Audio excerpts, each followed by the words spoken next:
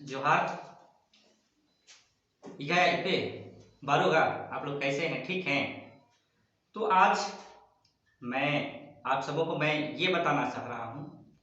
आज कहीं ना कहीं मुझे लगता है आपको चैनल के माध्यम से हम भाषा सिखाने का प्रयास किए और साथ ही साथ इस भाषा का रक्षा हो और हम इस भाषा को बचा पाए। इसके लिए जब हम लोग एक विद्यालय खोले और इस विद्यालय में हम एकदम न्यू से इसका पढ़ाई शुरुआत किए, लेकिन कभी ना कभी हमको लगता है आज हमारा स्थिति जो दयनीय स्थिति है, अगर हमारा स्थिति यही रहा तो हम जिस मकसद से यहाँ पर क्षेत्रीय भाषा पढ़ाने के लिए यहाँ शुरुआत किए हैं, कहीं ना कहीं हमको इसका फायदा नहीं मिलता हुआ हमको दिखाई देता है। जैसे आप सबों को मैं खड़िया समाज के सभी लोगों को काफी दुखी के साथ मैं सूचित करना चाहूंगा, कर रहा हूं। हम लोग अपने आप को आदिवासी मानते हैं और हम लोग आदिवासी हैं, लेकिन आज हमारे पास तीन चीज की जो कमी है, एक तो शिक्षा, एक तो संगठन और एक संघर्ष करने लायक हम लोग नहीं है। ये तीनों चीज का हम लोगों के पास कमी है। अगर हम समय रहते अपने आप को, अपने लोगों को शिक्षित नहीं करेंगे, संगठन नहीं करेंगे और संघर्ष करने लायक अगर तैयार नहीं करते हैं, तो हम अपना आदिवासियत खो बैठेंगे। हम लोग ये भी जानते हैं आज हमारे पास हम तभी बचेंगे, हमारा संस्कृति बचेगा, हमारा भाषा बचेगा, तभी आज हम यहाँ के आदिवासियों का जो हक अधिकार है उस चीज को प्राप्त करने के लायक रहेंगे। और इसलिए हमें चिंता था, जब मेरा ये अनुभव कहता है 12-13 वर्षों तक मैं समाज के लिए काम कर रहा हूं और जब भाषा का मैं पढ़ाने का शुरुआत किया तो मुझे काफी खुशी हुआ और इस भाषा के माध्यम से हमारे युवा और युवती आगे बढ़े, ये मेरा सपना था। और अभी फिलहाल में जब प्रोफेसर या तो जो परीक्षा हुआ उसमें भाषा बिल्कुल नहीं जानते थे, लेकिन जब हमारे महाविद्यालय केओ कॉलेज में जब भाषा की पढ़ाई होती थी इंटर में, तब नहीं जानते थे, वैसे लोग भी खड़िया भाषा लिए और पढ़ाई करके अभी सीसई में भी महाविद्यालय है, गुमला में है, तो यही विद्यालय से जो नहीं जानने वाले विद्यार्थी इंटर में खड़िया भाषा लिए और पढ़ाई करके अभी बड़े प्रोफेसर बन गए। तो इस चीज को देख के मुझे काफी खुशी हुआ।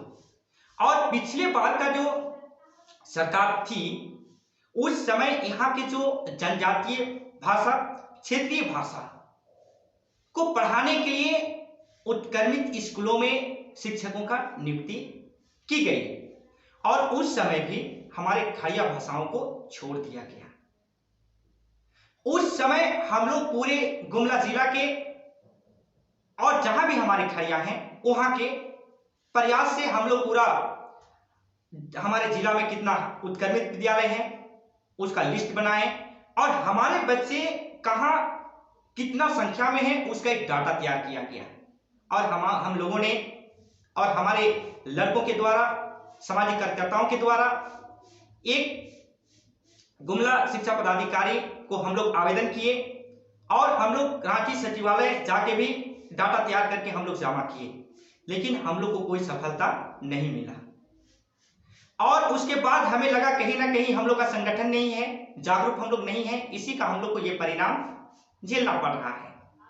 अब जब फिलहाल नया जब सरकार आती है, वर्तमान सरकार जब आती है, तो हमें इस सरकार से काफी उम्मीद थी, लेकिन क्या हुआ, सरकार बनते ही जब जनजातीय भाषा को 8वीं अनुसूची में शामिल करने के लिए यहां से मंजूरी दिए, प्रस्ताव पास किए, तो उस समय भी खड़िया भाषा को छोड़ दिया गया और खड़िया भाषा को 8वीं अनुसूची में शामिल नहीं किया गया।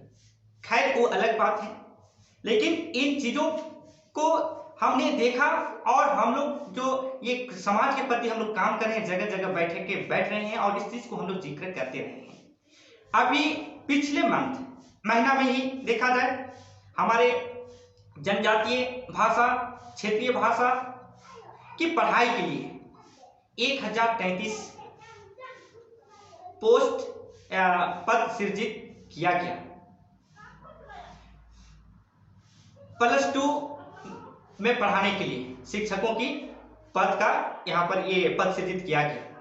उसमें भी हमारे खाड़िया लोगों को के लिए कोई पद नहीं दिया गया। इस चीजों से हमारे गुमला वाला, रांची वाले और सिमडेगा वाले कई बैठक किए और बैठक करने के बाद हमारे जो एमएलए हैं, हमारे जो मंत्री हैं, उन लोग को इसका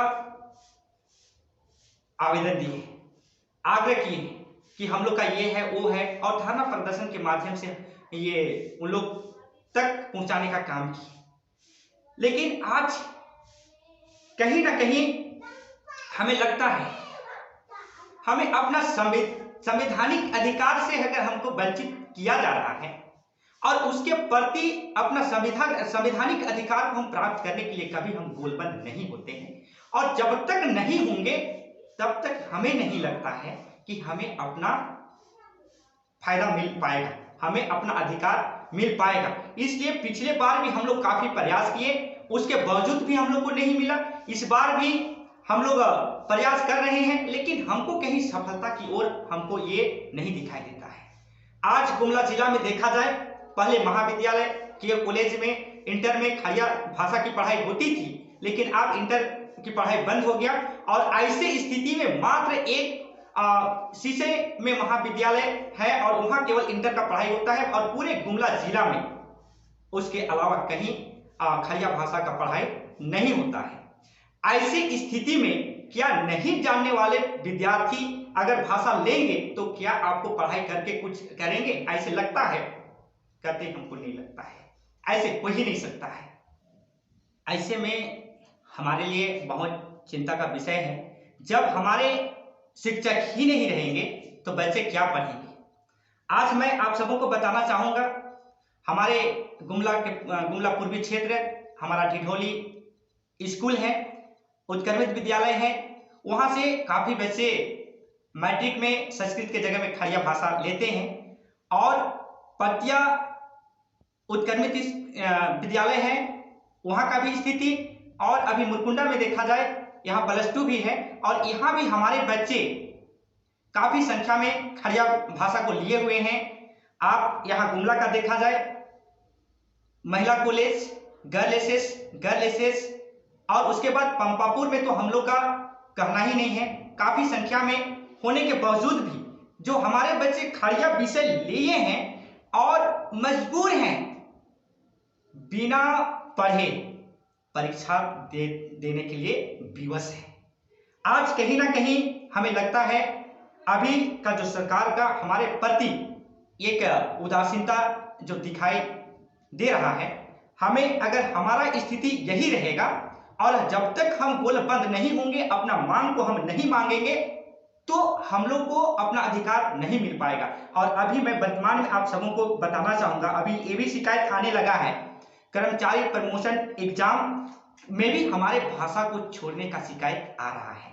ऐसे में मैं कहना चाहूंगा, आज से बहुत पहले हम लोग का जो एक समस्या आया और उस समस्या को हम लोग निदान करने का प्रयास किया, लेकिन हम लोग का निदान ही नहीं हुआ, और 1 के बाद 2 के बाद 3 के बाद 4 के बाद 5, इसी तरह से हम लोग का समस्या का ढेर लगने लगा है, ढेर ही होने लगा है। तो ऐसी स्थिति में क्या हम अपना समस्या को गिनते रहेंगे, या उस समस्या का निदान के लिए हम लोगों को गोलबंद होने की आवश्यकता है, जरूरत है। आज हम लोग एक समाज का एक नेतृत्व करता है, लीडरशिप है, और आज कहीं ना कहीं हमको लगता है समाज का जो एजेंडा है मेरा, हम लोगों का जो शुरुआत से हम लोग शुरुआत किए हैं, जब समाज का जो एजेंडा है वो हासिल नहीं हो जाता है, तब तक हम लोग चैन से नहीं रह पाएंगे। कभी कभी हम लोग रात में भी जगते हैं, तो हम लोग का समाज को किस तरह से सजाना है, किस तरह से संवराना है, सिर्फ उसी पर हम लोग चिंतन मंथन करते हैं। लेकिन कहीं ना कहीं हमारे समाज का जो अगुआ निराश इसलिए होते हैं, हमारे जो बाकी हैं अच्छा अच्छा भी पढ़ाई लिखाई करने वाले, जो डिग्री लेके बैठे हैं, वैसे लोग भी समाज के प्रति जागरूक नहीं होते हैं।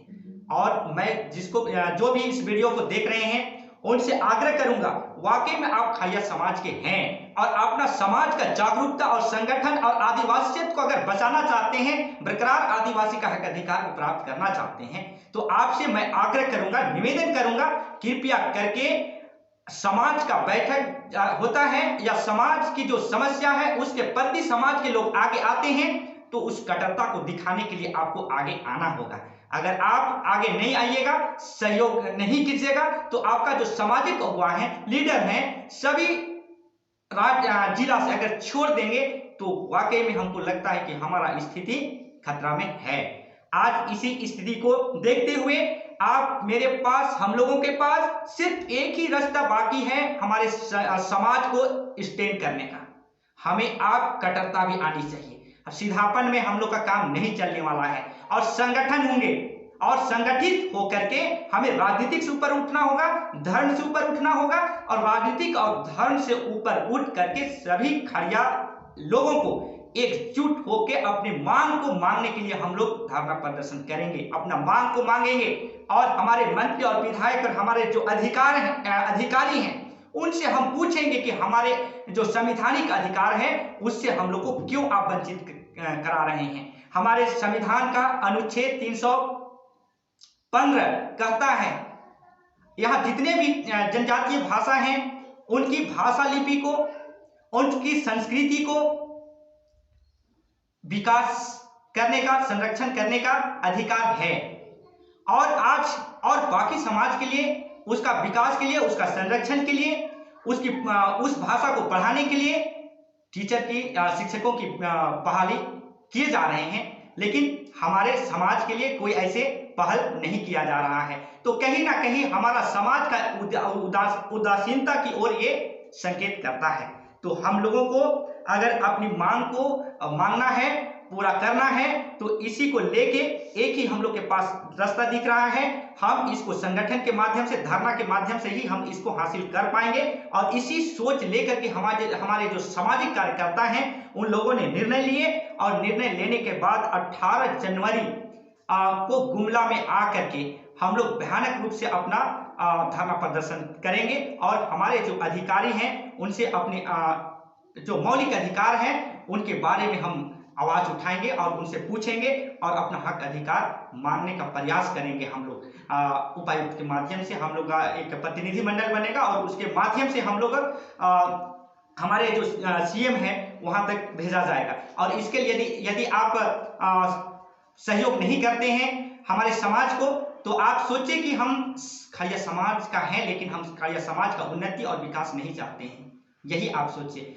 तो मैं आप सबों को बताना चाहूंगा इस वीडियो के माध्यम से 18 जनवरी 2023 को आप लोगों को आकर वहां पर सहयोग करना है, धरना में शामिल होना है, प्रदर्शन में शामिल होना है, ताकि आप लगेगा कि आप खड़िया समाज भी यूनाइट हो चुके हैं, जग चुके हैं, अपना हक अधिकार के प्रति और स्टैंड हो चुके हैं। लोगों को ये महसूस होना चाहिए, जिस तरह से मधुमक्खी का जो संगठन है, एकता है, उससे हमको सीख लेने की जरूरत है। एक चिट्ठी जो उसका संगठन और उसका एकता, उससे हमें सीख लेने की जरूरत है। जिस दिन चिट्ठी और मधुमक्खी जैसे हमें कट्टरता आ जाएगी और अपना हक और अधिकार के लिए हम लोग जब लड़ेंगे, सामना करेंगे, तो ऐसे हमारी समस्या बार बार नहीं आएंगे। जल्दी हम लोग अपना समस्या से निदान कर पाएंगे। अगर हम लोग का समस्या का निदान नहीं होता है तो ये आंदोलन हम लोग का पूरे झारखंड राज्य में, प्रदेश में हम लोग इसको फैलाएंगे,